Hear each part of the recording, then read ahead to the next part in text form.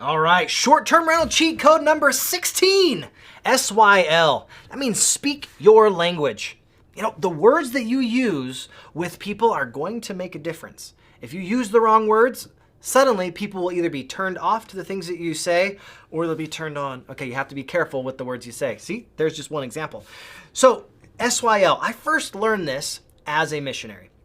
Right? It really comes down to the building blocks of what it is that we want to accomplish. The words we use become our reality.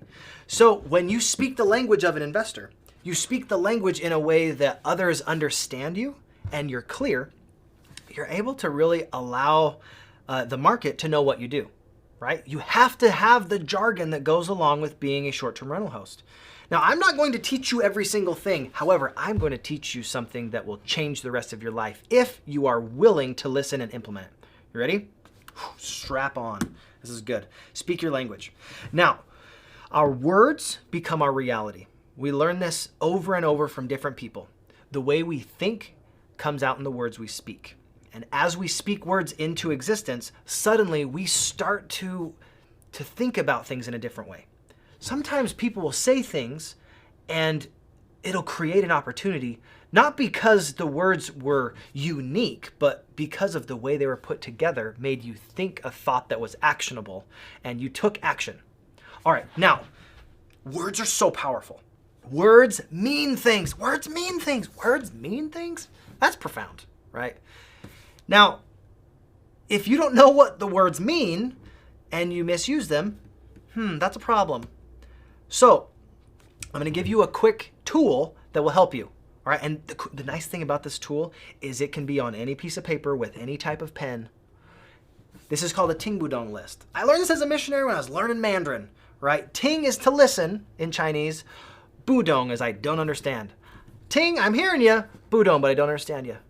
Notice when you have something that's contextualized, you may understand the gist of what they're saying, but in this space of short-term rentals, like if you hear something that you are not sure of, make sure you write it down and ask people, hey, what does that mean? If they don't know, you gotta figure it out, right? This is the TBD, the Ting Budong list.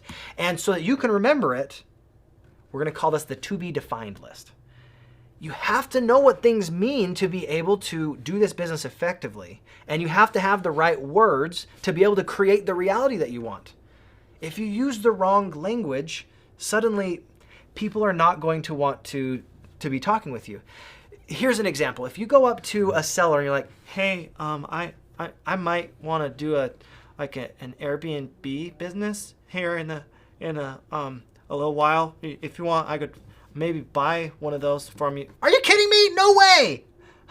They would not sell that to you. I like felt anxiety listening to that nerdy version of myself, right? Be confident in your language and the way that you approach somebody and be clear in the words that you use. Say, hey, you know what? You are wanting to sell this property and I may have an opportunity that you may want to look at. Are you all right if I share some things that you may not have thought about as far as selling your property that could be of value to you? And as soon as you get that permission, you can start using the verbiage that allows that person to know that they're heard and that their problems matter and that you can solve their problems.